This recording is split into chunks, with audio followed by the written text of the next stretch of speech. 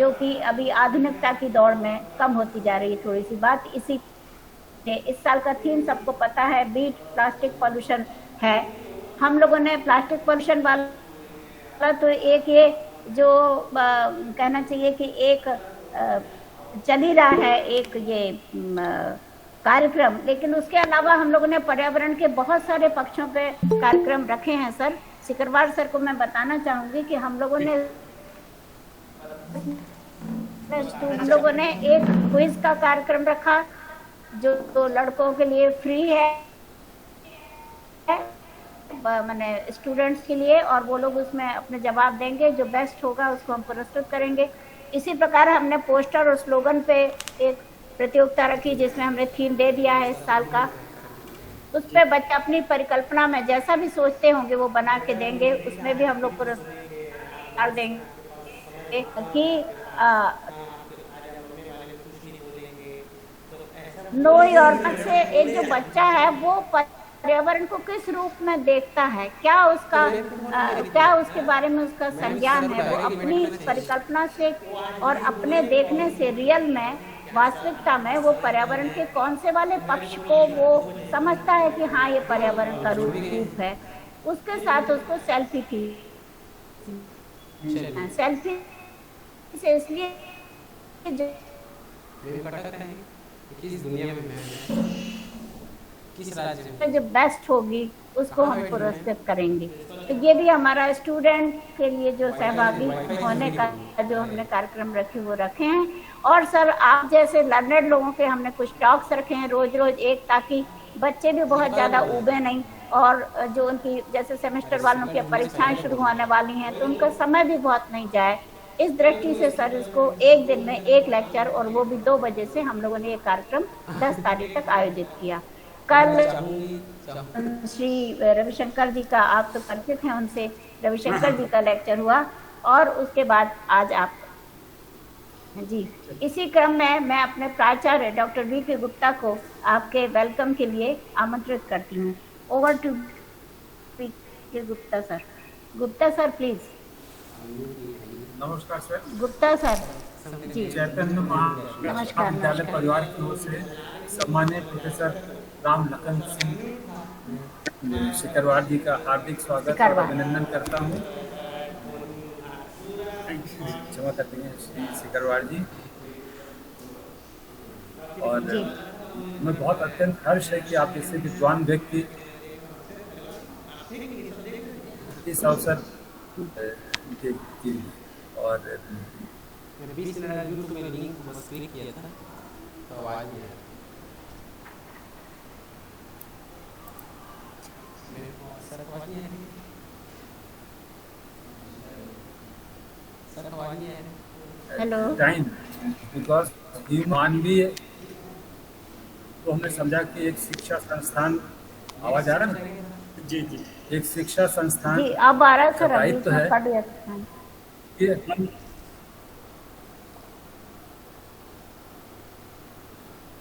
we have an accountability and responsibility towards society. हम पर्यावरण आपकी आवाज बहुत कट रही है सर। हेलो हेलो हेलो, हमारी टेक्निकल टीम थोड़ा चेक करे भाई, सर की आवाज नहीं आ रही, बहुत कट रही है आवाज। हाँ मैडम, हेलो आ रही है आवाज? आ रही है? अब आ रही है? अब आई हेलो, अब आई। हेलो जी अब आई सर। संदेश को संप्रेषित करने के लिए हमने इस गतिविधि को इंटेंसिव बनाने के लिए ये 6 दिवसीय कार्यक्रम का आयोजन किया है, ताकि हम विभिन्न विद्वानों के अभिमत जनमानस में संप्रेषित कर सकें और जनमानस में एक जागरूकता ला सकें कि किस प्रकार से हमारे छोटे छोटे प्रयास एक महत्वपूर्ण परिवर्तन ला सकते हैं। आज महत्वपूर्ण है, लेकिन हर एक व्यक्ति का योगदान बहुत महत्वपूर्ण है। और हमारे भारतीय दर्शन में, हमारी परंपरा में बहुत सारे संस्कार निर्धारित किए गए हैं जो हमें पर्यावरण के प्रति एक जागरूकता और पर्यावरण पर ही हमारा भविष्य निर्धारित है इसका संदेश देते हैं। विद्वान वक्ता को सुन डॉक्टर जी राम लखन सिंह सिकरवार जी को आमंत्रित करता हूँ। Welcome sir.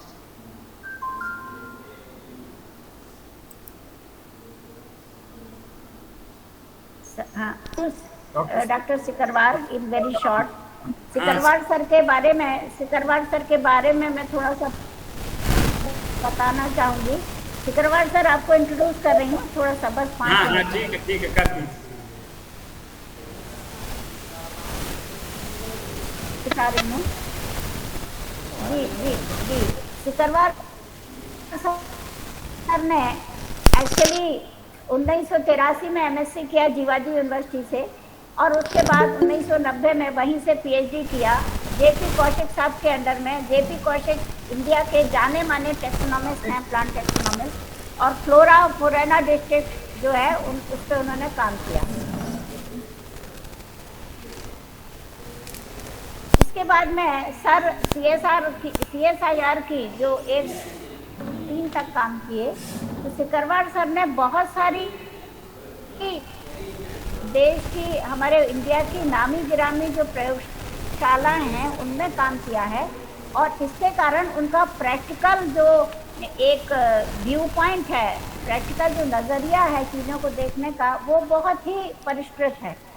तो उन्होंने डिफरेंट पोजीशंस में वहाँ पे बहुत सारी बड़ी बड़ी एजेंसी जैसे MOEF है, CSIR है, DST है, इन सब की इनकी फंडिंग्स थी। उन फंडिंग में बहुत सारे प्रोजेक्ट्स में काम किया और गाइडेंस रहा है। जैसे पुष्पांगदन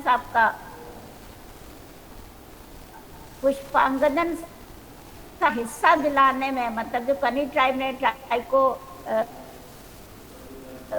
बस जेलेनिकस जो था एक पौधा है जिसको कि आजकल उसका कुछ लोकल नाम है, और उसको पी के जो है केरला की जो एक ट्राइब थी उसको उसका सत को पी करके और पहाड़ों पे चढ़ाई कर देते थे, तो वो शक्तिवर्धक थी। तो वो उनका रॉयल्टी एक प्रकार से जो हम बोल सकें वो दिलवाने में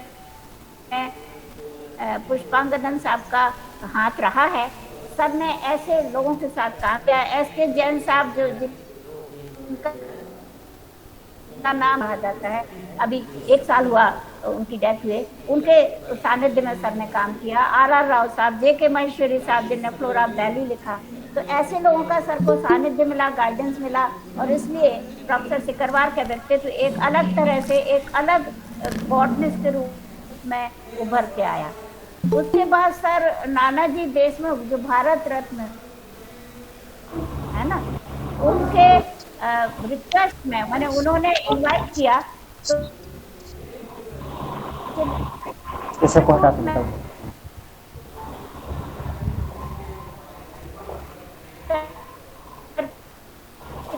काम किया। उसके बाद वो उस संस्था के डायरेक्टर रिसर्च बने। उसके बाद सर ने करीब 8 बुक्स पब्लिश की हैं, 240 से ऊपर सर के रिसर्च पेपर हैं, और अवार्ड्स जो है सर के क्या कहने हैं। अगर आप उनका वो बायोडेटा देखें तो उनको इतने प्रेस्टिजियस अवार्ड मिले हैं। मैं कुछ ही इसमें मेंशन कर रही हूँ। टेक्निकल टीम थोड़ा देखे भाई, बहुत आवाज आ रही है बीच बीच में, उसको बंद करिए थोड़ा सा। 09 पार्टिसिपेंट जो है अपना माइक जो है बंद करके रखिए। सर को जो अवार्ड मिले हैं, हाँ पार्टिसिपेंट्स माइक बंद करके रखें प्लीज। तो आपको जो है अवार्ड्स मिले हैं, उनमें मैं कुछ को मेंशन कर रही हूँ। जैसे he is recipient of professor SK Jain medal, 2004 में SK जैन मेडल सर को मिला है। फिर ज्ञानचंद मेडल 2010 में मिला। उसके बाद 16 में BN मेहरोत्रा मेडल मिला। उसके बाद उनको फिर जो पुष्पांगदन साहब हैं उनके नाम से अवार्ड है, biodiversity assess and benefit sharing award 2020 में वो मिला। Life time award, life time achievement award फिर मिला 22 में, हम उसके साक्षी रहे हैं। फिर आईबीएस ने आपको वीरपुरी अवार्ड दिया, विशंबरपुरी अवार्ड जो है आईबीएस से आपको मिला, बहुत ही प्रेस्टिजियस अवार्ड है आईबीएस का, मतलब इंडियन बॉटनिकल सोसाइटी का। ये भी सर को मिला है 2022 में। तो आपने, आपकी जो फील्ड ऑफ इंटरेस्ट है ज़्यादातर एथनोबॉटनी, टैक्सोनॉमी, मेडिसिनल प्लांट्स ये ही रहे हैं और इसी पे आपने काम किया, बायोडाइवर्सिटी पे काम किया। बहुत सारी सोसाइटीज़ का, जो एकेडमिक सोसाइटीज़ होती हैं उसके आप फेलो हैं। जैसे कुछ मैं नाम ले दूं तो fellow of ethnobotanical society, FBS हैं सर, मतलब फेलो ऑफ बॉटनिकल सोसाइटी हैं, fellow of Indian association of Indian angiosperm taxonomy हैं, fellow of society of life sciences हैं। तो ये सब जो है ये इनके अध्यवसाय का, इनके जीवन भर जो इन्होंने प्लांट के साथ खपाया है अपने आप को, अपने आप में जो इन्हें अध्ययन किया है, जो रिसर्च की, उसका परिणाम है कि इतने सारे बहुत फेलोशिप से और एकेडमिक एक्सीलेंस के जो पैमाने हैं उनसे आपको नवाजा गया है। अभी प्रेजेंट में आप IBS के और IET के काउंसलर भी हैं और बहुत सारे जर्नल्स के आप रिव्यू बोर्ड में, मतलब एडिटोरियल बोर्ड में भी हैं। और इसके साथ साथ अभी प्रेजेंटली सर जो हैं वो इसमें AKS यूनिवर्सिटी में आ गए हैं, अब चित्रकूट में नहीं हैं, इसके पहले चित्रकूट में थे। अब आप डिपार्टमेंट ऑफ एनवायरमेंट साइंस जो है और उसका जो सेंटर है ट्रेडिशनल नॉलेज और रिसर्च का, उसके आप डायरेक्टर हैं और वहीं पे आप प्रोफेसर हैं AKS यूनिवर्सिटी सतना में। और ये जो है आपका इंट्रोडक्शन जो है, मैंने बहुत कोशिश की है कि इसको छोटे में और जल्दी जल्दी बता पाऊँ, लेकिन तब भी एक प्रेरक आपका व्यक्तित्व है। इस व्यक्तित्व का परिचय देते हुए मैं बहुत गौरवान्वित हूँ। और हम लोग सभी बहुत सारी सोसाइटी के हम लोग एक साथ लाइफ मेंबर हैं, तो हम लोग मिलते रहते हैं। अबव ऑल आज सिकरवार सर मेरे लिए मेरे अनुज के समान है, मेरे भाई के समान है और उसी तरह के हमारे फैमिली लाइफ संबंध रहे हैं। मैं सिकरवार सर को बहुत आदरपूर्वक अपने प्रेजेंटेशन के लिए आमंत्रित करती हूँ। Sikarwar sir please please. Thank you very much madam, आपने बहुत अच्छा परिचय दिया, इतना मैं हूँ नहीं। आदरणीय प्रिंसिपल साहब और कॉलेज के सभी पदाधिकारीगण, सभी छात्रगण और जो भी इसमें जुड़े हुए हैं उन सभी को मेरा सादर प्रणाम। मेरी स्लाइड शेयर हो रही है क्या मैडम? जी सर, अब दिख रही है, पर स्लाइड शो में चले जाइए ना सर। नहीं, वो दिख रही है क्या अभी? हाँ दिख रही। यस सर, दिख रही। आप पूरी है ना? हाँ पूरी है। हाँ पूरी है, पहली साइड टाइटल वाली जो है पूरी आ गई। हाँ चलिए, सभी को नमस्कार। मेरा जो आज का जो लेक्चर है वो conservation of nature and Indian scriptures, भारतीय धर्म ग्रंथों में प्रकृति संरक्षण। एक्चुअल में जो पर्यावरण शब्द है या एनवायरनमेंट शब्द है, ये इसका वर्णन हमारे वेदों में कहीं नहीं मिलता, क्योंकि पर्यावरण जो शब्द है वो सबसे, जो एनवायरनमेंट शब्द है उसका हिंदी पर्यावरण है। तो एनवायरनमेंट शब्द सबसे पहले 1828 में थॉमस कार्लिन ने एनवायरनमेंट शब्द दिया था, जिसको फ्रेंच भाषा के एनवायरन शब्द से लिया गया था। इसका मतलब होता है इनसर्कुलर सराउंडिंग। तो हमारी जो वेदों में जो वर्णन है वो प्रकृति का वर्णन है, न कि पर्यावरण का। तो प्रकृति और पर्यावरण में बड़ा भारी अंतर है। तो मेरा जो भाषण है वो इसी को लेकर के है। तो सबसे पहले तो ये है कि रत्नाकरा धौतपदाम हिमालय किरीटिनीम ब्रह्मराज ऋषि रत्नाभ्याम वंदे भारत मातरम। अपनी भारत माता को प्रणाम करते हुए, सनातन धर्म को प्रणाम करते हुए मैं अपना भाषण शुरू करता हूँ। So India is one of the most developed country in the ancient time.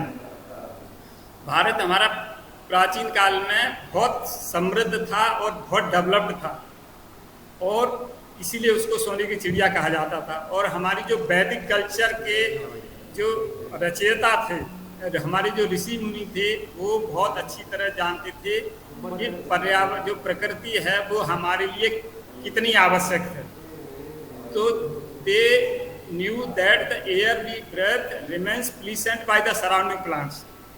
यानी जो पेड़ पौधे हैं वो उनसे हमारा वातावरण शुद्ध रहता है। ये वर्तमान साइंस जो कहती है वो हमारे ऋषि मुनि आज से हजारों साल पहले जानते थे।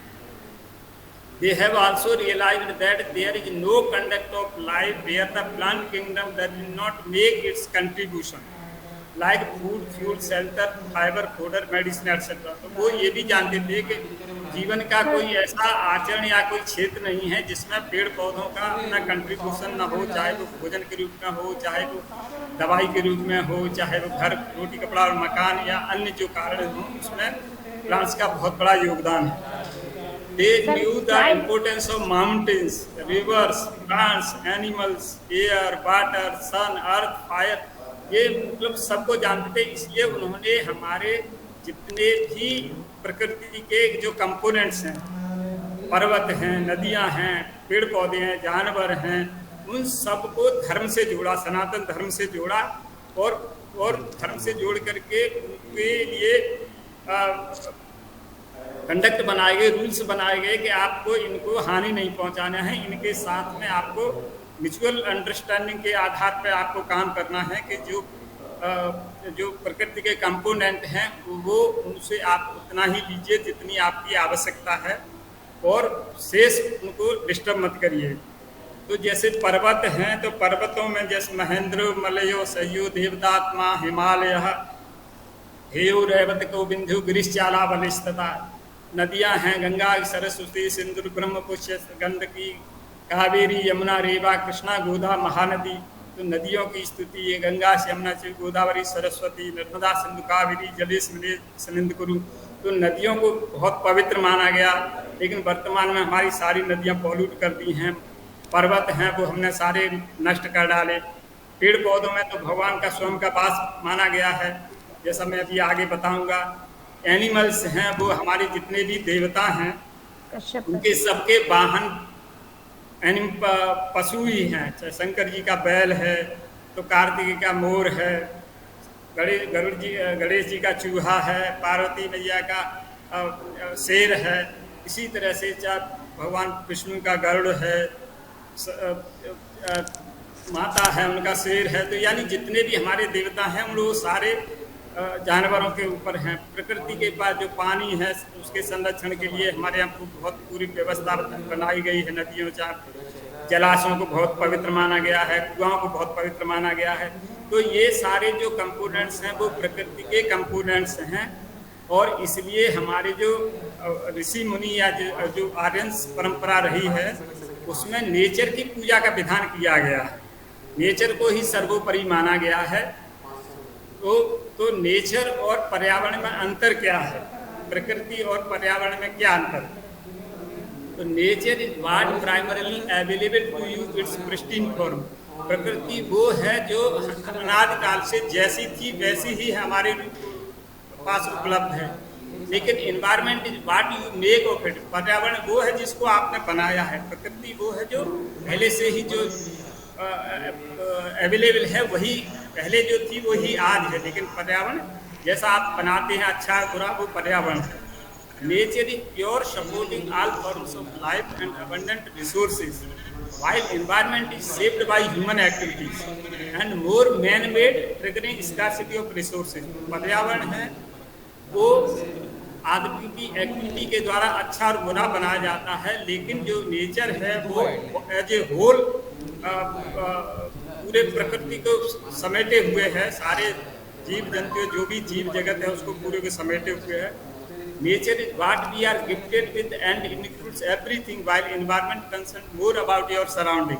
तो पर्यावरण जो आसपास आपके आसपास में है वो पर्यावरण है, लेकिन जो प्रकृति है वो जो भगवान ने हमको गिफ्ट दी है जिसमें सब कुछ समाहित है। पांचों जो कंपोनेंट है महाभूत वो सारे इसमें समाहित हैं।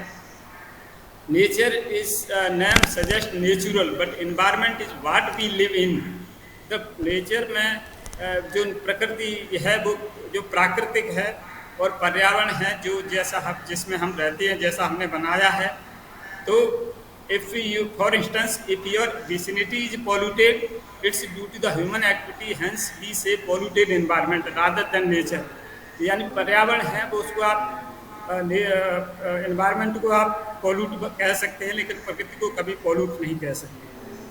अब जो प्रकृति है वो ब्रह्मांड में स्थित समस्त पेड़ पौधे जीव जंतु आदि उसमें होने वाली सारी कृतियां जो मानव निर्मित नहीं हैं वो सारी प्रकृति के अंतर्गत आती हैं। अब आता हूं मैं कंपोनेंट्स ऑफ नेचर। जो पंच महाभूत हमारी जो प्रकृति है वो प्रकृति पंच महाभूतों से बनी हुई है, यानी 5 जो महाभूत हैं जिसको हम 5 ग्रेट एलिमेंट्स कहते हैं, चित्त जल पावक गगन समीरा रामचरितमानस में है। यानी प्रकृति जो है ये 5 कंपोनेंट से बनी है और पूरा सारा जगत सारा संसार इन्हीं 5 कंपोनेंट से मिलकर के बना है, इसके अलावा कुछ भी नहीं है संसार में। तो महाभारत में श्लोक है कि पंचेमान महाराज महाभूतान संग्रहा, यानी जो 5 महाभूत हैं ये इन्हीं से सारी प्रकृति का निर्माण हुआ है। अमितानाम महासत्तो यांत भूतान संभवम, और ये जो 5 महाभूत हैं ये अमितानाम यानी अमित हैं, लिमिटलेस हैं, इसलिए इनके साथ महाशब्द जोड़ा गया है और इन्हीं से सारी जो यांत भूतान संभव सारी जो जीव जगत है या जो प्रकृति है वो सब इन्हीं से बनी है। यत्र तत्र तत्र दृश्यन्ते धावत पंच भौतिका, यानी जहाँ कहीं भी देखिए आपको ये 5 ग्रेट एलिमेंट्स ही दिखाई देंगे। इत्येते पंचभूतर युक्तम स्थावर जंगमम, यानी स्थावर और जंगम या चल और अचल जो मूवेबल अमूवेबल जो भी रिसोर्सेस हैं वो इन्हीं पंच महाभूतों से बने हुए हैं। ये हमारे महाभारत का शांति पर्व और उद्योग पर्व के जो 2 श्लोक हैं जिसमें प्रकृति को ही सर्वोपरि माना गया है। तुलसीदास जी रामचरितमानस में लिखा है चित्त जल पावक गगन समीरा पंचरचिता अधम शरीरा, ये 5 पंच महाभूतों से ही हमारा शरीर बना है। इसके अनुसार सांख्य शास्त्र में कौटिल्य मुनि ने सांख्य शास्त्र जो कपिल मुनि ने लिखा है उसमें भी उन्होंने कपिल मुनि ने भी बताया है कि जो 5 महाभूतों से ही सारी सृष्टि की संरचना हुई है।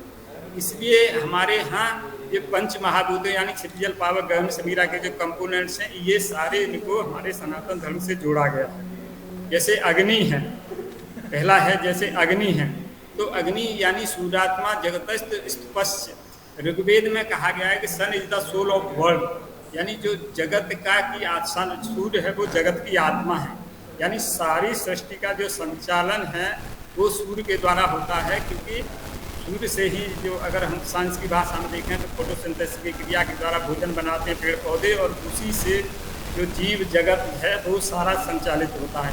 इसलिए हमारे यहाँ सूर्य की जो उपासना का भी विधान की वो है, सवेरे जो जल देने का विधान है, यह सूर्यो सहस्त्रासु तेजोरासु जगतपति अनुपया ग्रहण अर्ध दिवाकर, तो सूर्य भगवान को ये जल देने का है।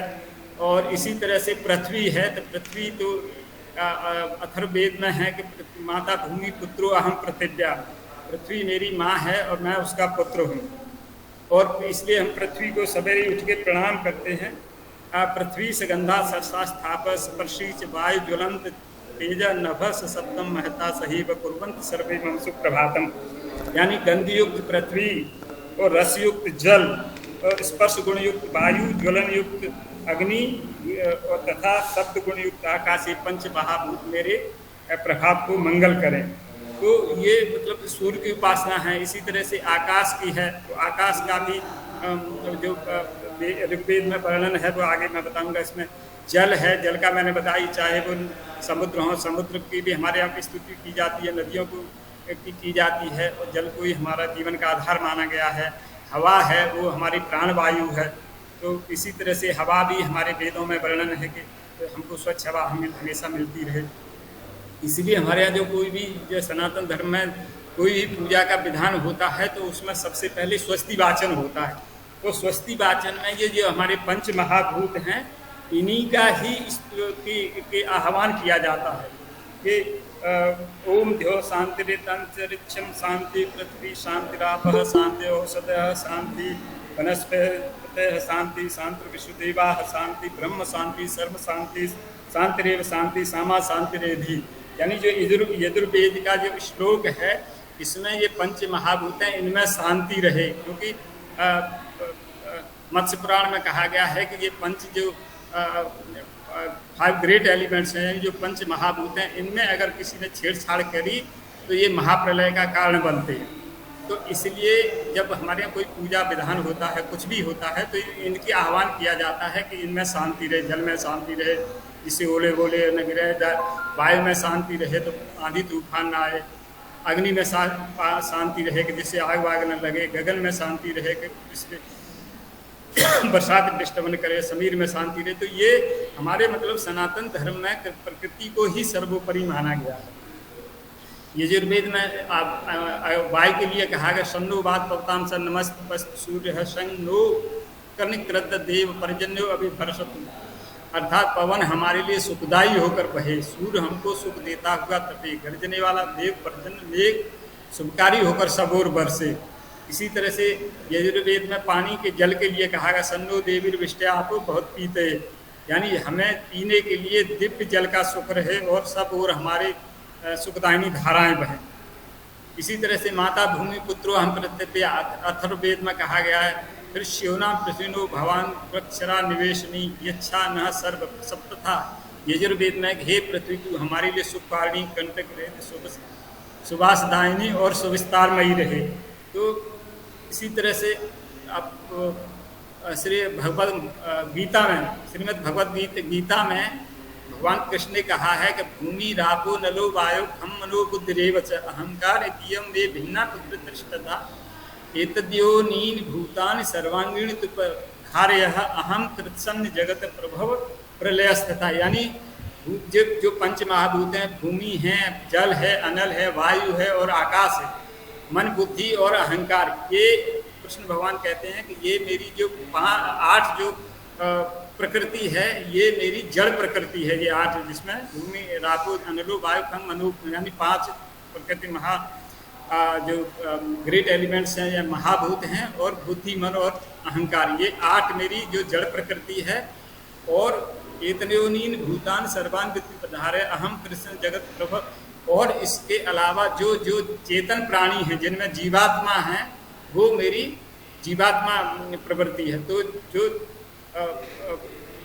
पंच महाभूत हैं वो भगवान की जड़ प्रकृति है, यानी जो नॉन लिविंग एलिमेंट्स हैं, और जो लिविंग एलिमेंट्स हैं प्लांट्स और एनिमल्स हैं वो भगवान की जीवात्मा को है। ये उसमें गीता में है। और इसी तरह से जो मंदोदरी, अगर रामचरितमानस आपने पढ़ा हो तो मंदोदरी रावण को समझाती हुई भगवान राम का जो विराट रूप है वो दिखाती है। तो वो विराट रूप में पूरे प्रकृति का वर्णन करती है।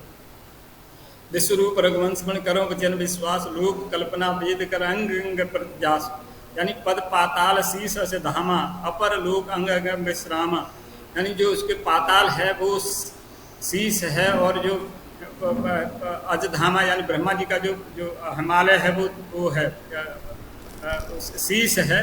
तो विकुट विलास भयंकर काला नयन दिवाकर कचकनमाला, जो सूर्य और चंद्रमा हैं वो उनके नेत्र हैं, बादल हैं वो उनके जो केस हैं, जास घ्राण अश्विनी कुमारा निश और दिवस निमेश अपारा, जो दिन और राति हैं वो उनके आंखों के पलक झपकने का है। मारुत श्वास निगम निवानी, जो हवा चलती है वो उनकी सांस है। आनल अम्बपति जिया तुपत पालन प्रलय समीहा, रोम राज अष्टादश 12, जितने भी जो वनस्पतियाँ जो पेड़ पौधे हैं जंगल हैं वो उनकी शरीर के बाल हैं। अस्थि शैल सरतान सजारा, जो पहाड़ हैं वो हड्डियां हैं, सरता हैं, जो नदियां हैं वो नस हैं, और उधर जो समुद्र है वो नाभि है। इस तरह से ये पूरी प्रकृति का वर्णन किया है मंदोदरी ने भगवान राम को रावण को बताने के लिए। इसलिए हमारे यहाँ जो प्रकृति को भगवान माना गया है, यानी भगवान क्या 5 अक्षर होते हैं, भ से भूमि, ग से गगन, व से वायु, आ से अग्नि और न से नीर। इसलिए जो पंच जो महाभूत हैं वेदों में इसी को भगवान माना गया है और इसी की पूजा का विधान किया गया है। जैसे मैंने वर्ष को अर्थ का बताया, माउंटेन और वाटर का बताया। भगवत गीता में भगवान ने स्वयं कहा है कि वृक्षों में मैं पीपल हूँ, पर्वतों में हिमालय हूँ, जानवरों में सिंह हूँ, पक्षियों में गरुड़ हूँ, जीवों में मगर हूँ, नदियों में गंगा हूँ, पशुओं में कामधेनु, सर्पों में बासुकी, यानी जितने भी हैं अगर आप इकोलॉजिकल पॉइंट ऑफ व्यू से देखेंगे तो all are top carnivorous of ecosystem. तो मतलब जो भी भगवान जो रूप है वो उसमें गीता में तो भगवान हर ऐसा कोई क्षेत्र नहीं छोड़ा जिसमें उन्होंने अपना रूप न बताया हो। तो अस्वस्थ सर्ववृक्षाणाम स्थावराम, हिमालय में अस्वस्थों में पीपल हूँ, मतलब वृक्षों में मैं पीपल हूँ, और स्थावर हिमालय, स्थावर जो स्थिर चीज़ें हैं उसमें मैं हिमालय हूँ, मृगों में मैं यानी पशुओं में मैं सिंह हूँ, इस तरह से बैनती पक्षिणाम, पक्षियों में गरुड़ हूँ, जसाणाम मंगलश्यामी, जलों में मैं जल जीवों में मैं मगर हूँ, और नदियों में गंगा हूँ। तो ये मतलब भगवान राम ने भी अपने आप को प्रकृति के ही विभिन्न अंगों से जोड़ा है कृष्ण ने। It is mention in Vedas Purana that any disturbance of nature panch mahabhuta cause mass destruction. और चरक संहिता में लिखा है यद पिंडे तत् ब्रह्मांडे, यानी जो हमारे शरीर में है वही प्रकृति में है। यानी जो क्षितिजल पावल गगन शरीरा पंचम शरीरा, तो जो चरक ने लिखा है वो चरक ने यही लिखा है कि जो पंच महाभूत प्रकृति में है वही पंच महाभूत हमारे शरीर में है। जैसे जल भी हमारे शरीर में है, वायु भी हमारे शरीर में है, अग्नि भी हमारे शरीर में है, और जल और जो पृथ्वी है वो हमारे देह है। तो इस तरह से वो जो सारे जितने भी हैं, इसी तरह से योग शास्त्र में अगर कहें तो जो पंच महाभूत हैं उनको 5 उंगलियों को पंच महाभूत कहा गया है। एक एक जो महाभूत है वो एक एक उंगली को करता है, इसलिए अलग अलग मुद्राएं बताई गई हैं कि कौन सी मुद्रा के लिए, कौन सी कंपोनेंट्स के लिए आप कौन सी मुद्रा का उपयोग करें तो वो शांत अपने को है। ये इम्पोर्टेंस ऑफ प्लांट्स आप लोग सभी जानते हैं, ये पेड़ पौधे हमारे लिए कितने उपयोगी हैं। हमारे सॉइल एरोजन को रोकते हैं, पॉल्यूशन को रोकते हैं, ह्यूमिडिटी क्रिएट करते हैं, रिवर फ्लो को बढ़ाते हैं, पक्षियों को वाइल्ड लाइफ को शेल्टर प्रदान करते हैं, CO2 का बैलेंस करते हैं, मेडिसिन को प्रोवाइड करते हैं, फूड पाउडर, डाई वगैरह, व्यंजन जो भी है, पॉल्यूशन को रिक्रिएशन का माध्यम बनते हैं। लेकिन ये एक पेड़ पौधा हमारे लिए कितना महत्वपूर्ण होता है, ये 17.5 लाख रुपए की ऑक्सीजन का उत्पादन करता है, 41 रुपए के पानी की रिसाइकलिंग करता है, 300 पेड़ को मिल करके एक व्यक्ति के द्वारा जीवन में फैलाए गए प्रदूषण को कम करते हैं। तो ये सारा उसका है। फिर हमारे यहाँ पेड़ वृक्षों की पूजा का विधान किया गया। पद्म पुराण में कहा है कि many tree have been taken symbol of god. कई पेड़ होते हैं ऐसे हैं जो भगवान का ही रूप माने जाते हैं, जैसे बरगद फॉर सेवा, पीपल बरगद है वो शिव जी का है, पीपल है वो विष्णु का है, बेल है वो शिव जी का है, कदम्ब है वो कार्तिकेय का है। Bel is also as tree of Shiva and patalas as Parvati. तो ये मतलब पद्म पुराण के अनुसार है कि ये जो पेड़ हैं वो इन देवताओं के रूप हैं। तो हमारे यहाँ पेड़ पूजों का भी विधान किया गया है। सारे जितने भी व्रत होते हैं, चाहे वो महिलाओं के कोई भी व्रत हो, उसमें प्रकृति का कोई न कोई रूप अवश्य हमको देखने को मिलता है।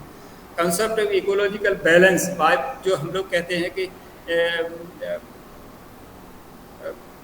पेड़ पौधों को या प्रकृति को नष्ट करने से हानि होती है, तो ये वायु पुराण में लिखा हुआ है कि various type of natural calamities occur whenever man start felling tree on a massive scale. जब बहुत बड़ी मात्रा में डिफॉरेस्टेशन होता है तो नेचुरल कैलेमिटीज आती हैं, यानी जो प्राकृतिक आपदाएं आती हैं। तो ये आज हम जो पर्यावरण में पढ़ते हैं वो हमारे हजारों साल पहले हमारे पुराणों में लिखा हुआ है।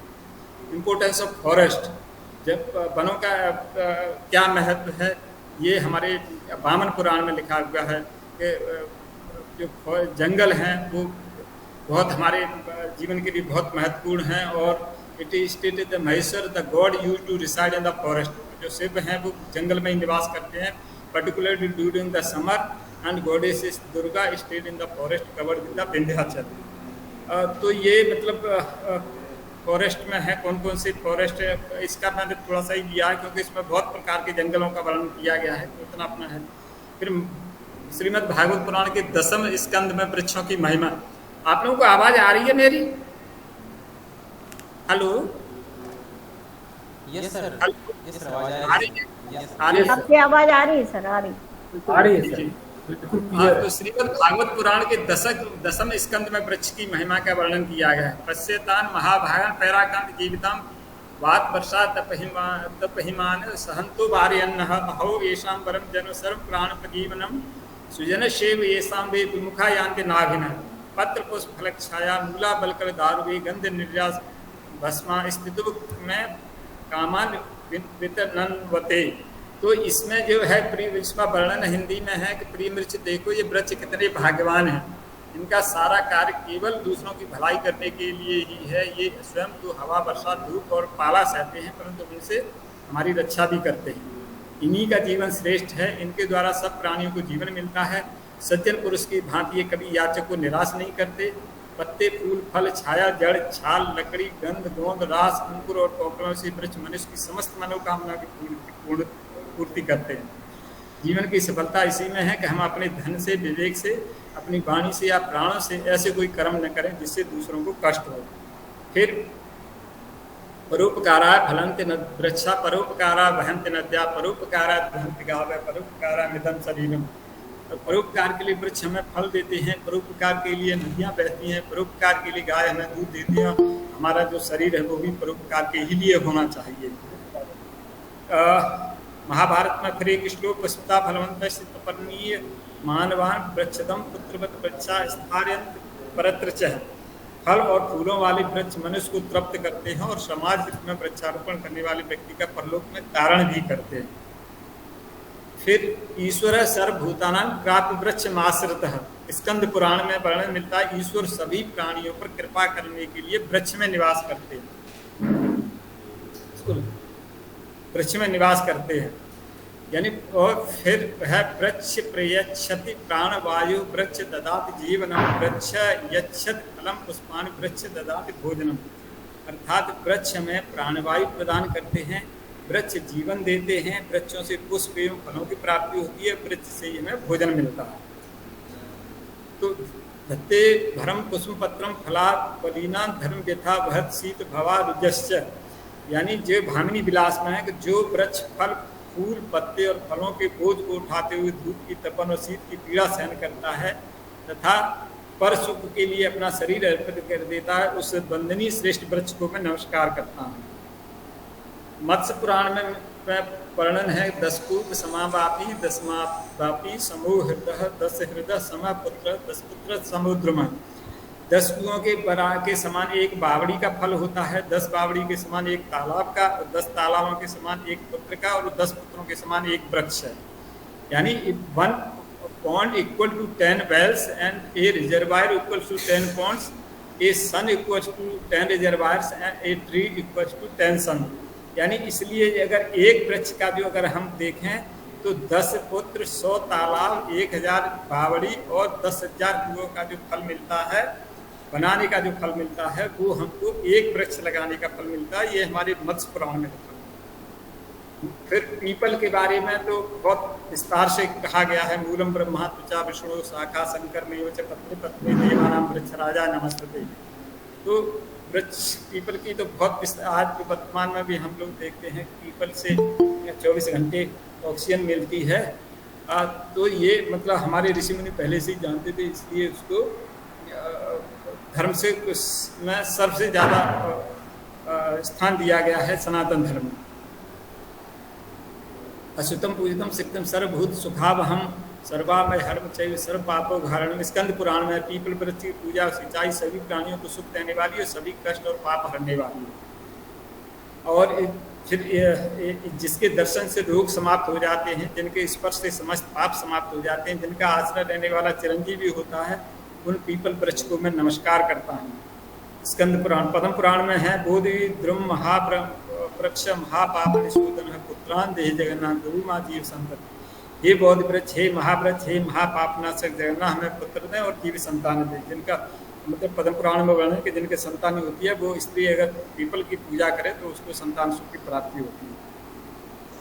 फिर हमारी मनुस्मृति में लिखा है कि यावत भूमंडलम दत्त समग्र वन काननम तावत तिष्ठत मेदिनम संतति पुत्र पौत्र की। जब तक पृथ्वी पर वन और वन्य जीवों से संपन्न वन है तब तक धरती मानव वंश का पोषण करती रहेगी।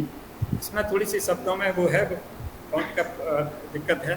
तो as long as there are forest full of wild life on the earth will continue to nurture the human race. फिर हमारे महाभारत में श्लोक नस्साद्वामृते प्राज्ञान प्राज्ञान सुनित सुनते वनम वनई रक्षत प्राज्ञ व्याघ्र रक्षत काननम। फिजिकल बाघों के बिना वन की रक्षा नहीं हो सकती तथा वन के बिना बाघ नहीं रह सकते, क्योंकि बाघ वन की रक्षा करते हैं और वन बाघों। सिंह विहीनम वनम नशे सिंहा वनसे सुरते वनेर। सिंह से सूना हो जाने पर वन नष्ट हो जाता है और वन के बिना सिंह नष्ट हो जाते हैं। ये महाभारत काल में भी हमारे ऋषि मुनियों को पता था। और आज बस स्थिति ये है कि जंगल इसलिए ख़त्म हो गए कि शेर खत्म हो गए, लोगों का भय खत्म हो गया। शेर इसलिए खत्म हो गया कि जंगल खत्म हो गया, क्योंकि उनके हैबिटेट खत्म हो गए, उनका जो वास स्थान वो समाप्त हो गया। तो जो जीवों और वनों का जो संबंध है, या शेर या वनों का संबंध है, वो एक दूसरे के पूरक है और वो दोनों साथ में रहें तभी चल सकते हैं, और एक को ख़त्म करके दूसरे को नहीं बचाया जा सकता। मनुस्मृति में एक और श्लोक है, यो हिंसकान भूतान हिनस्त्यात्म सुखेक्षा सजीवन स्मृतशैव न कश्चित वेदति। जो मनुष्य अहिंसक जीवों की हत्या करता है वह जन्म जन्मांतर कभी सुखी नहीं रह सकता, मनुस्मृति में कहा गया। और हमारे यहाँ तो हमारी जो सनातन संस्कृति में तो ये कहा जाता है कि न तो हम कामे राज्यम न स्वर्गम न पुनर्भम कामे नामार्थमासम। न मुझे राज्य की इच्छा है, न मुझे काम की इच्छा है, न मुझे स्वर्ग की इच्छा है, न मुझे मोक्ष की इच्छा है। मैं सिर्फ इतना ही चाहता हूँ कि जो संसार में जितने प्राणी जगत है उसको किसी को कष्ट न हो। तो हमारी सनातन संस्कृति तो ऐसी रही है, लेकिन वर्तमान में हम लोगों ने अपने जीव को पूरा नष्ट कर दिया है। फिर जो हमारे पर्वत और नदियां हैं, नदियों के को जैसे मैंने पहले ही बताया था कि उसमें बहुत पवित्र नदियां मानी गई हैं। और उसमें कहा गया कि नाथ नूतम पुरुषम वास्तो वनम समुस्रजेत अमेत लिप्त मनवा लोहितम वावसानिवा। यानी अर्थात नदी या तालाब या अन्य किसी जल में मलमूत्र, थूक अथवा अन्य दूषित पदार्थ, रक्त या विष का विसर्जन नहीं करना, ये मनुस्मृति में लिखा गया है। और मनुस्मृति में ये भी लिखा गया है कि तड़ाग वीरतम हन्यादत्त शुद्धोपधीनवा। तालाब को किसी प्रकार नष्ट करने वाले को जल में डुबोकर मार डालना चाहिए, लेकिन वर्तमान में हम लोगों ने पूरे तालाब को नष्ट कर दिया। फिर ये मतलब जो कूपा राग तड़ाग इस देवतान तनेशु चह पुनः संस्कार पश्चात न लभते मौलिकम फलम।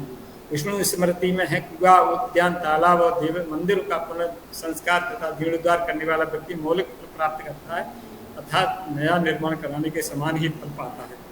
फिर विदुर नीति में लिखा है कि जो पेड़ से कच्चे फलों को तोड़ता है वह उन फलों से रस तो नहीं पाता, उल्टे उस वृक्ष के बीज का नाश करता है। फिर महात्मा गांधी ने लिखा है कि man has no power to create life, therefore has no right to kill any life also। तो जो महात्मा गांधी का कहना है कि आदमी में जब इतनी पावर नहीं है कि किसी जीवन को उत्पन्न कर सके तो उसको मारने का भी अधिकार नहीं है। और हमारे यहाँ ये क्रॉच पक्षी है, सारस जिसको बोलते हैं, तो ये पूरा रामायण वाल्मीकि जी ने इसी के वध के ऊपर लिखा। माँ का सिद्ध माँ निषाद कर्षित, क्या है वो श्लोक में भूल उसको एक बधिक ने एक क्रॉच के जोड़े में से एक नर को मार दिया था, मादा ने ऊपर प्राण त्याग दिए थे। उसी के वियोग में आकर के नारद जी ने उनसे कहा कि आप रामायण की रचना कीजिए, तभी आपके मन को शांति मिलेगी। फेलिंग ऑफ प्लांट्स, जो पेड़ पौधे जो प्लांट्स हैं उसको काटने का क्या वो है, तो कूर्मा पुराण में कहा गया है कि फेलिंग ऑफ पीपल। आवाज कट रही है जी, आपकी आवाज बीच में कट जा रही है, कट के आ रही है। सर तो मेरे यहाँ से तो कनेक्टिविटी तो सही है। कनेक्टिविटी तो यहाँ पे भी सही है सर, वॉइस ठीक है। बीच में ऐसा हो रहा है, अदरवाइज मेरे यहाँ तो मैडम सही है, हमारे यहाँ तो डायरेक्ट चलता है। Okay sir, please continue sir. हाँ, तो Kurma Purana prohibits the felling of peepal tree of any other tree growing by the street. अगर सड़क के किनारे कोई पीपल या अन्य पेड़ खड़ा है तो उसको काटना का विधान नहीं है कूर्मा पुराण के अनुसार। मत्स्य पुराण कहता है if a tree laden with fruits cut the offender should to pay the penalty of god. अगर कोई मत्स्य पुराण के अनुसार कोई पेड़ अगर फल से लदा हुआ है उसको अगर आप काटते हैं तो आपको पेनल्टी के रूप में घूस देना चाहिए। If A failed tree stood near A water reservoir, अगर किसी तालाब के पास कोई या पब्लिक रोड के पास कोई पेड़ खड़ा है तो उसको अगर काटने पे है तो उसकी जो पेनल्टी है उसको डबल कर देना चाहिए। और फिर eradication of herbs for no reason would cause a penalty of 1 crore of gold. ये मतलब कि अगर आप बिना किसी कारण के पेड़ों को, चाहे वो हर्ब ही क्यों न हो, उसको काट रहे हैं तो उस पर भी आपको दंड का विधान है। फिर ये फलदाना तो वृक्षाणाम छेदनम जब मृतकृतम गुल्मवल्ली लतानाम च पुष्पितानाम च वीरधाम। मनुस्मृति में है जो फल देने वाले वृक्ष, झाड़ी, बल्ली, लता या फैलने वाले वृक्ष को काटने पर 100 बार गायत्री मंत्र का जप करें। औषधियों की जड़ खोदना, स्त्रियों के व्यभिचार से जीविका चलाना और ईंधन के लिए हरे पेड़ों को काटना, ये सारे पाप हैं। फिर होलीनेस ऑफ प्लांट्स, जो पौधे हैं वो पवित्र हैं। तो कूर्मा पुराण के अंदर ब्रह्मा लाइक फ्लावर पद्मा, ब्रह्मा जी को कमल का फल पसंद है। और Brahma resorts on ficus benghalensis, यानी बरगद के पेड़ पर ब्रह्मा जी का निवास रहता है। ओसिमम, तुलसी को भगवान जो राधा है उनका रूप माना जाता है। Agni Purana says that man who worship the tree will always achieve the desire objective. जो पेड़ की पूजा करता है वो अवांछित फल पाता है। इसी तरह से कूर्मा पुराण कहता है कि no one should pass excreta or urine in crop field pasture and on or under the tree. मतलब कूर्मा पुराण के अनुसार जो मलमूत्र या पेशाब का विसर्जन है वो क्रॉप फील्ड में नहीं करना चाहिए, गोचर भूमि में नहीं करना चाहिए और पेड़ के नीचे या पेड़ के ऊपर नहीं करना चाहिए। डोनेशन ऑफ प्लांट्स का है, जो प्लांट्स को डोनेट करता है उसका क्या फल मिलता है। तो मत्स्य पुराण कहता है gifting plants a donor can achieve the result of Ashwamedha yagya. अगर कोई वृक्ष का दान करता है तो देने वाले को अश्वमेघ फल के समान फल मिलता है। प्लांट्स ऑफ होम प्लानिंग, कौन से हमारे मतलब ब्रह्म वैवर्त पुराण में कहा गया है कि amra tree be is beneficial in any side of the house. आम के पेड़ को घर के किसी भी डायरेक्शन में लगाइए तो वो शुभ होता है। But planting it in east cause increase prosperity, लेकिन ईस्ट पूर्व दिशा में लगाएंगे तो आपको धन ज़्यादा प्राप्ति होगी। Sowing neem, kathal, jambira tree in the east ensure more sons, यानी पुत्र की पैदा होगी। While in south cause more wealth and presence of these plants any side of the house in good. तो ये नीम है, ये क्या कहते हैं कटहल है और जंबीरा जो है उसको अगर किसी घर के किसी भी दिशा में लगाएंगे तो फल रहेगा। In further state the presence of Malati, Yuthika, Kund, Madhavi, केतकी, नागकेसर, मल्लिका, कंचन, ये अपर मामसब सिलंगी, बकुल, अपराजिता, ये घर में बहुत शुभ होते हैं। ये प्लांट्स वर्षिप है कौन कौन सी, जैसे तुलसी है, पीपल है, बरगद है, केला है, आंवला है, नीम है, समी है, कदम्ब है, परिजात, अशोक, बेल, केला, ये सारे हम लोगों के यहाँ पूजा होती है। केयर ऑफ प्लांट्स है तो केयर प्लांट अग्नि पुराण में कहा गया है कि अग्नि यानी जो पेड़ हैं जैसे अरिष्टा, नीम है, अशोक है, पुन्नग है, प्रियंगु है, जम्बू है, जामुन है, बकुला है और अपना ये दाड़िम है, यूनिका ग्रेनेटम, अनार है। Should be watered in the morning and evening during the summer but during the rains the plant should not be irrigated. ये कब पानी देना चाहिए, कितने बजे देना चाहिए, ये हमारे अग्नि पुराण में लिखा गया है। In opinion of the cool water mixed with some sesame of ghee or bilanga helps the plant growth, यानी जो ग्रोथ रेगुलेटर है वो हमारे अग्नि पुराण में भी कहा गया है कि ठंडे पानी में कुछ घी और बिड़ंग, जो बिड़ंग होती है, मिलिया राइड्स को मिला करके पौधे में पानी देने से ग्रोथ अच्छी होती है। द अर्थ, ये महात्मा गांधी का the earth has enough for everyone's need but not everyone, पृथ्वी में सबको देने की क्षमता है लेकिन लालची की पूर्ति नहीं कर सकती। इंदिरा गांधी का environment in which animal and plants become extinct is not safe for human being either. जिस पर्यावरण में पेड़ पौधे जानवर सुरक्षित नहीं है उसमें आदमी सुरक्षित नहीं रह सकता। नरेंद्र मोदी जी का कहना है impurity in environment affect the mind, impurity जो माइंड पॉल्यूट द एनवायरमेंट। तो प्लांट्स नेमिंग लैंड मास, हमारे जो सप्त द्वीप हैं वो एक एक द्वीप का नाम एक एक पौधे के ऊपर है। जैसे जम्बू द्वीप पे भरतखंडे हम लोग कहते हैं, तो जम्बू द्वीप में साजियम क्यूमिनी जामुन के ऊपर है। प्लाक्स द्वीप में फाइकस वायरेंस के ऊपर उसका नाम है। वामन पुराण के अनुसार स्कंद पुराण वामन पुराण में दिया। सालमली द्वीप में बॉम्बे सीवा के नाम से है। कुश द्वीपा है वो, कुश मतलब ग्रास के जो डैशबोर्ड बाइपिन्नेटा है, कुश होता है डाक जिसको कहते हैं। शक द्वीपा है वो टेक्टोना ग्रांडिस के ऊपर है। पुष्कर द्वीप है नीलम्बू न्यूसिफेरा के ऊपर है। और एक जो क्रॉन्च द्वीपा है वो क्रॉन्च पक्षी के ऊपर है। इसलिए प्लांट इन रिलीजियस रिचुअल्स, ब्रह्म वैवर्त के पुराण के अनुसार कौन कौन से प्लांट्स हैं जो हमारे रीति रिवाज में इस्तेमाल होते हैं। तुलसी है, पीपल है, केला है, आंवला है, नीम है, समी। फिर plants use in sacred fire, हवन में कौन कौन से इस्तेमाल होते हैं। अर्क है, पलाश, खदरा, शापा, मार, मोर, पिपल है, ओडम्बर, समी, दुर्वा, कुश, समुद्र। ये 9 पौधे हैं जो हमारे यहाँ संविधान में इस्तेमाल होते हैं, यानी हवन में इस्तेमाल होते हैं। तो ये सारे पौधे इसी तरह से हमारे जो नक्षत्र होते हैं, यानी प्रत्येक संसार में जो भी जीव पैदा होता है वो 27 नक्षत्रों में से किसी न किसी एक नक्षत्र में पैदा होता है। तो नारद पुराण के अनुसार ये 27 नक्षत्रों का के 27 ट्री हैं। प्रत्येक नक्षत्र का एक ट्री है। अगर उस नक्षत्र का व्यक्ति उस पेड़ की पूजा करता है तो उस जो नक्षत्र का जो निगेटिव प्रभाव है वो सारा खत्म हो जाता है।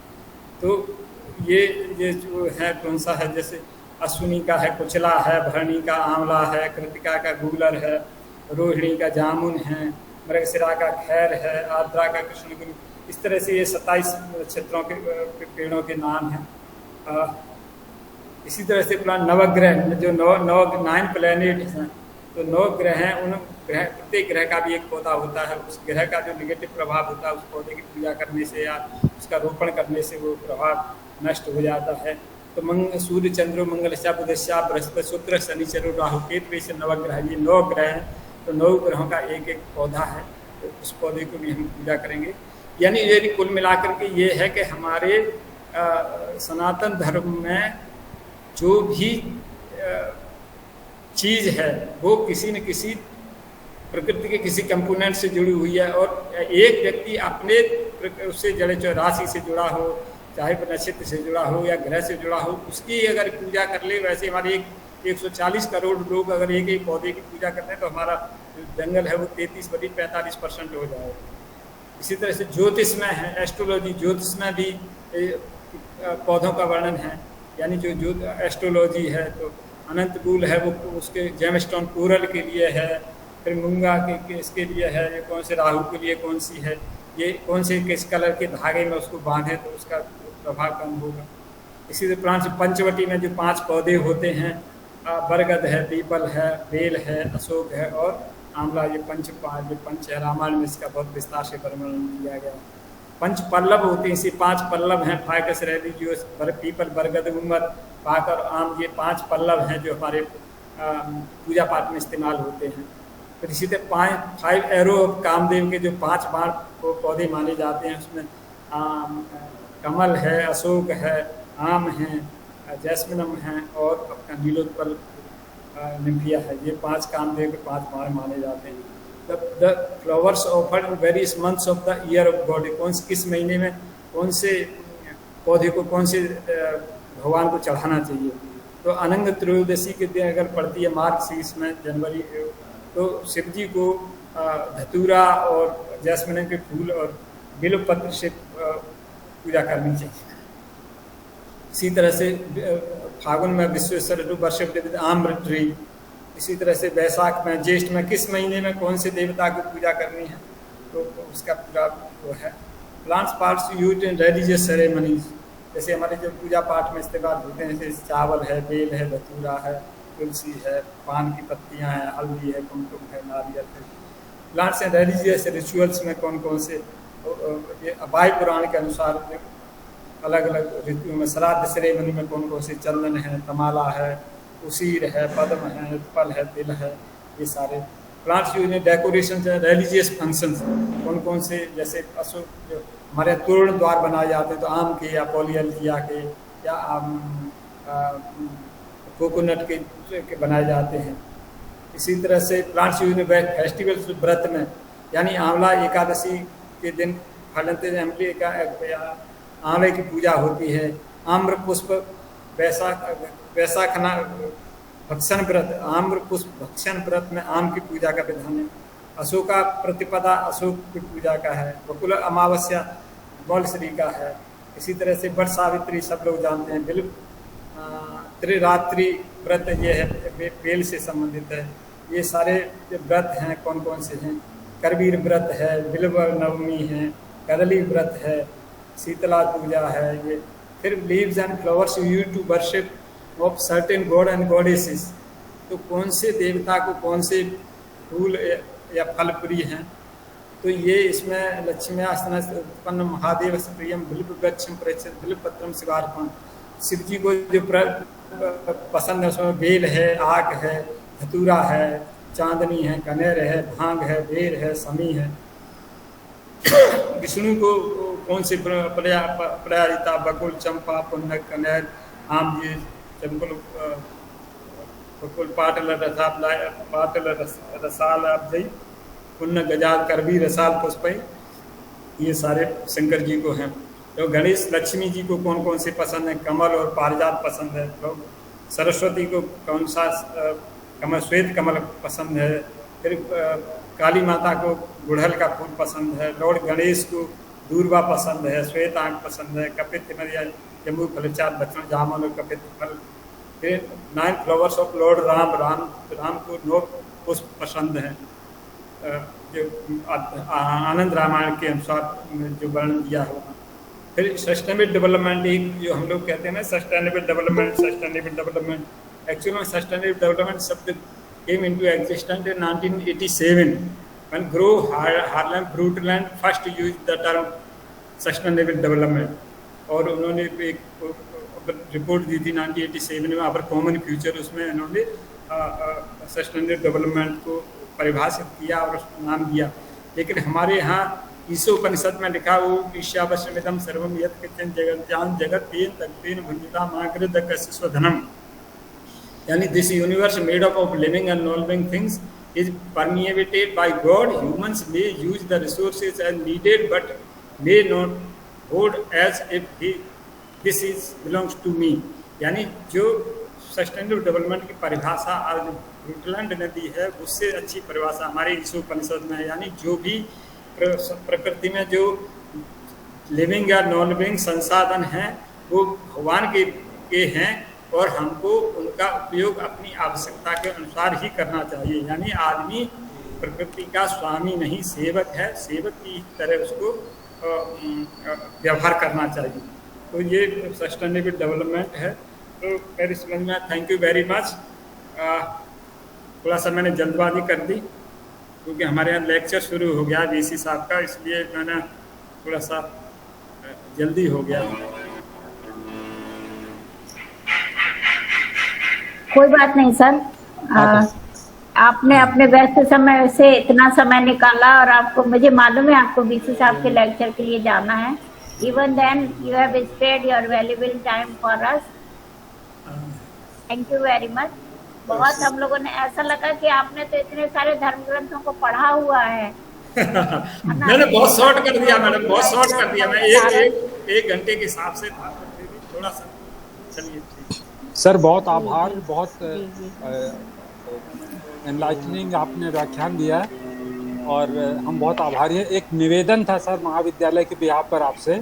सर हम लोग एक ना महाविद्यालय की पत्रिका प्रकाशित कर रहे हैं। हाँ। और इस वर्ष जो है स्पेशली हम लोग जो ट्रेडिशनल नॉलेज सिस्टम है उसको हम डॉक्यूमेंट करना चाहते हैं। हाँ। तो पर्यावरण को किस प्रकार से आपने इतने सुंदर ढंग से हमको संदेश दिया है, जो हमारे प्राचीन ग्रंथों में ऋषियों के माध्यम से हमको मिला है, उस संदेश को हम प्रकाशित करना चाहते हैं। तो आपसे निवेदन है कि एक अपना एक आलेख अगर हमें आप उपलब्ध करा देंगे तो हम उसको प्रकाशित कर सकेंगे सर।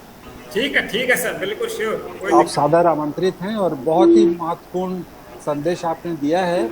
और इस अवसर पर जो बहुत सारे हमारे ऑनरेबल गेस्ट हमारे जो जुड़े हैं बिहार से, मैं स्वागत करता हूं श्री प्रोफेसर रामेश्वर प्रसाद सिंह जी का, और रायपुर से प्रोफेसर कल्याणी मैडम और संतोषी मैडम, और कंप्यूटर साइंस के प्रोफेसर खुरपे जी, और अत्यंत सम्मानीय जन जो जुड़े हैं, मैं सभी का हार्दिक धन्यवाद देता हूं।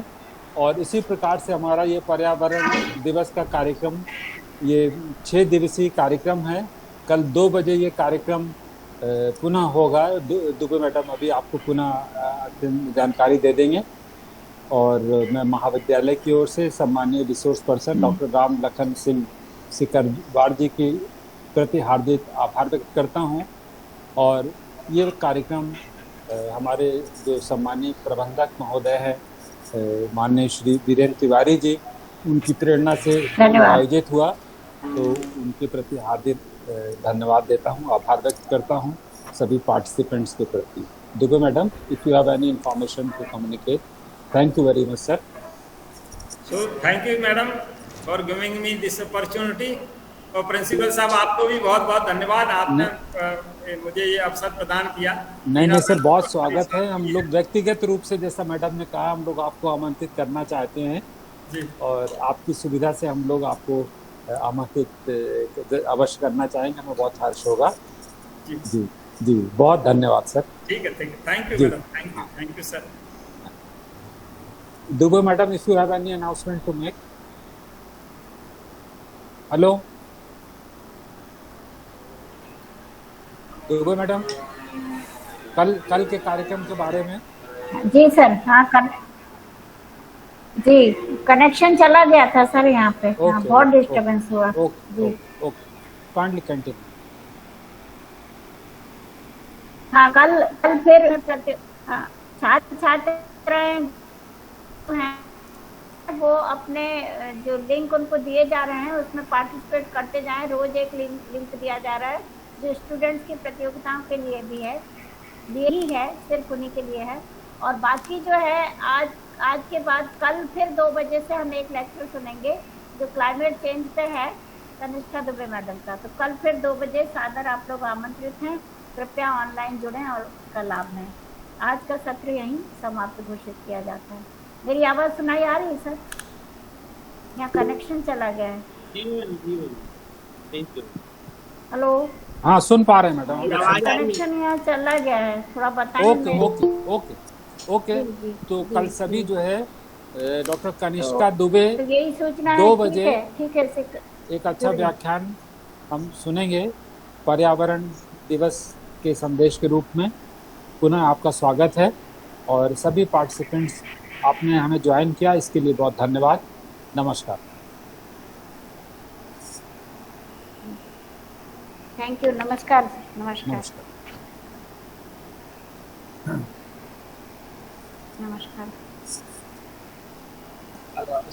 आपका नाम ले रहे हैं। अरे यार सुनो ना, जो है ना, मैं जो है सर को